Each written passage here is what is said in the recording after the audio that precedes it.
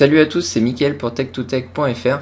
Aujourd'hui, je vais vous présenter une petite application qui va vous permettre de faire une image de votre système, un peu à la manière d'Acronis ou de Norton. Alors cette application s'appelle KeyRiver One Click Restore Free et elle est, comme son nom l'indique, gratuite. Alors, comment ça fonctionne?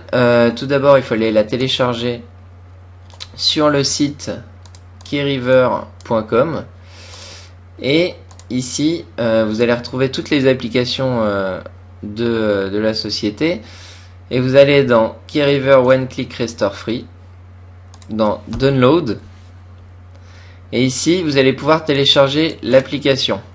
Donc on clique ici pour la télécharger. Moi je l'ai déjà fait, donc je ne vais pas la télécharger, et je vous conseille également de télécharger l'ISO du CD de boot. Le CD de boot va vous permettre, en fin de compte, si votre partition a craché ou que votre disque dur est mort et que vous avez fait une image avec KeyRiver One Click, et bien à l'aide du CD de boot vous pourrez réinstaller et récupérer tout votre système comme il l'était lors de la sauvegarde. Donc ça, pareil, vous pouvez le télécharger. Donc moi, comme je vous l'ai dit, je l'ai déjà téléchargé. Il est ici. Pardon. Voilà. Donc ici, on retrouve le CD de boot et ici l'application. Alors, une chose à faire avant de l'installer, c'est de vérifier que vous avez une partition ou un disque autre que le disque local C. Pourquoi? Parce que le logiciel ne pourra pas créer l'image sur la partition que vous voulez sauvegarder. Donc moi ici, étant donné que je suis sur une machine virtuelle, j'ai pas de partition ou de double disque. Donc ce qu'on va faire, c'est que je vais créer une partition, tout simplement en allant dans gestion des disques, et je vais réduire la taille du disque C. Donc on fait réduire le volume. Voilà. Et du coup ici je vais le réduire en deux par exemple. On clique sur réduire. Ça va me permettre de créer une partition qui sera appelée par exemple E de points, et sur laquelle je mettrai l'image qui va bien. L'idéal, bien entendu, c'est de le faire sur un autre disque, puisque si votre disque décède, et bien à ce moment-là, vous ne pourrez pas récupérer votre image. Donc l'idéal, c'est de faire ça sur un disque dur externe ou sur un autre disque qui est sur votre PC. Donc là, je vais créer un volume. Voilà, on va l'appeler Recovery. Voilà. Donc, maintenant que la partition est bien créée, voilà, donc on voit maintenant qu'on a une nouvelle partition, on va pouvoir installer le logiciel. Donc, on lance le logiciel, rien de bien compliqué jusque-là.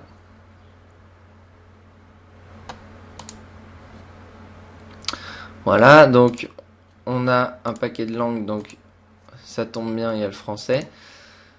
On accepte la licence et on installe.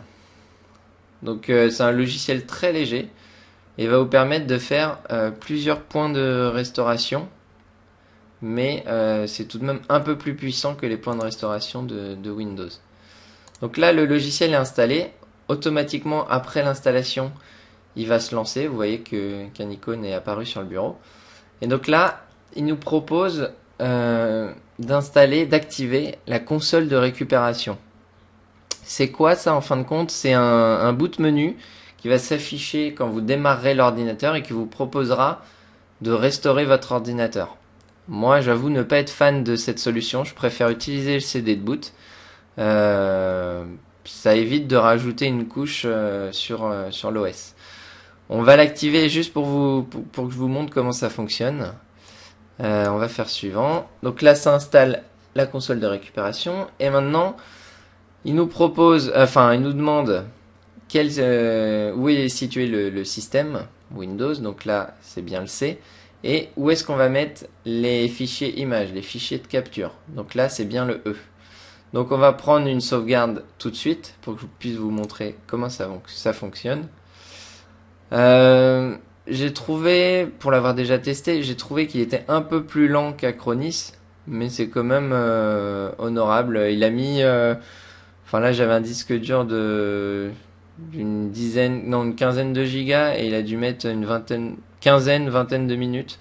Donc après je suis sur une machine virtuelle, donc c'est peut-être un peu plus lent, mais c'est quand même assez honorable pour un logiciel gratuit. Donc là, je vais faire un petit avance rapide pour vous montrer ce que ça donne après la création de l'image.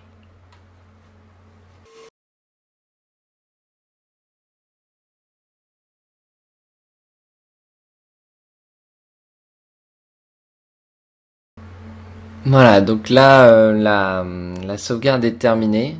Donc au final, elle a mis 9 minutes pour à peu près, je ne sais plus combien, pour 9 gigas. Donc ça reste correct. J'en ai pas parlé, mais pendant la sauvegarde, si c'est un peu trop long, on peut lui dire ici d'éteindre l'ordinateur ou directement de redémarrer. Donc là, la sauvegarde a été effectuée. Je vais juste vous montrer les quelques options du logiciel. Donc quand on double-clique dessus, il ne se passe rien parce qu'en fin de compte, tout est dans le systray ici. Et on a le choix entre faire une capture instantanée, vérifier les mises à jour, voir la propos de l'éditeur.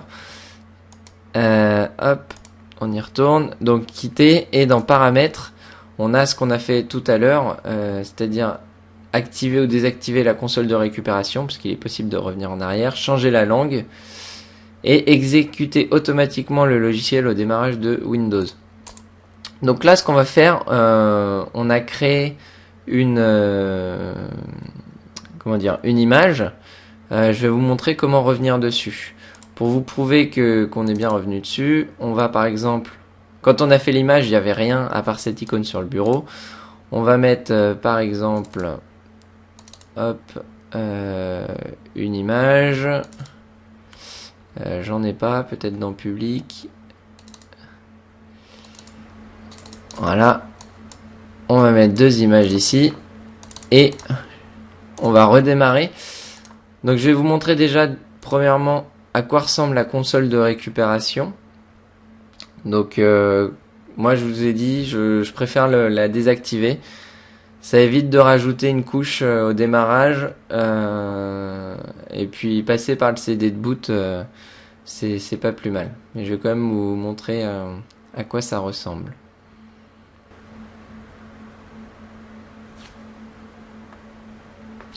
Voilà, donc là il a redémarré. Et donc vous voyez, il y a la possibilité donc de restaurer l'ordinateur un cliché, enfin une image précédente. Et après, vous pouvez redémarrer ou éteindre l'ordinateur. Donc ça, c'est si jamais vous activez la console de récupération. Moi, je préfère passer par le CD. Je vais vous montrer comment ça se passe quand on passe par le CD.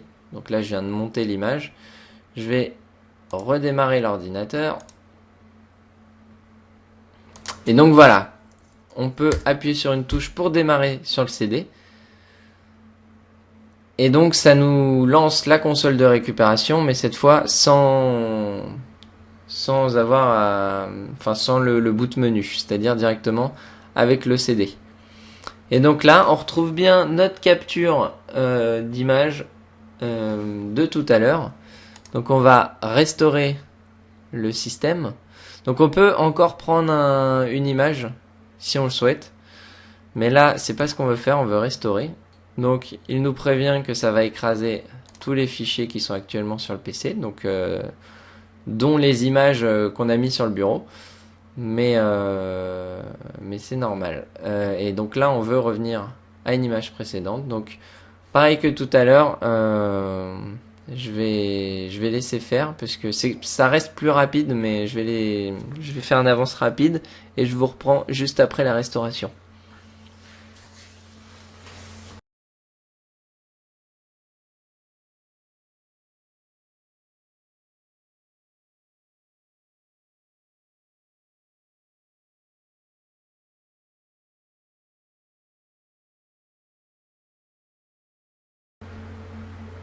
Donc on peut voir que le PC reboot automatiquement une fois la restore effectuée. Donc là, hop, on est toujours sur la console de restauration, mais que vous pourrez comment dire, désactiver.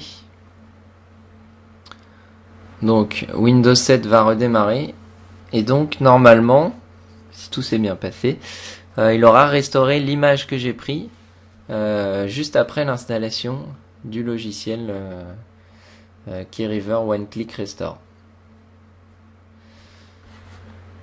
Donc c'est une solution vraiment pas mal compte tenu du coût de 0.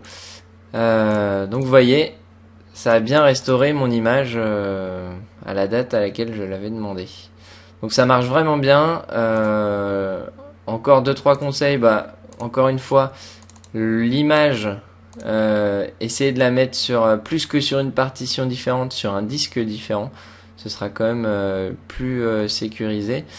Et juste pour info, ce logiciel existe également en version payante. Alors, elle rajoute 2-3 fonctionnalités. C'est 19 $, ça doit faire à peu près 15 euros.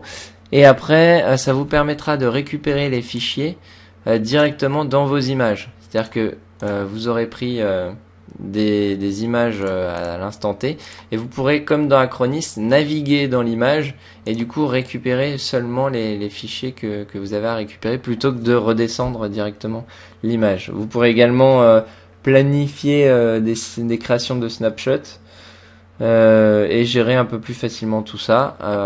Bon, c'est pas très très cher. Après, c'est pas forcément indispensable non plus, malgré que la fonctionnalité de récupérer des fichiers directement dans le snapshot, moi je l'utilise beaucoup dans Acronis et c'est vraiment sympa. Donc là, pour 15 euros, c'est pas énorme.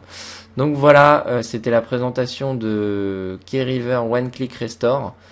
Un logiciel gratuit qui va vous permettre de faire des images. Voilà, à bientôt et à plus sur tech2tech.fr. Ciao ciao.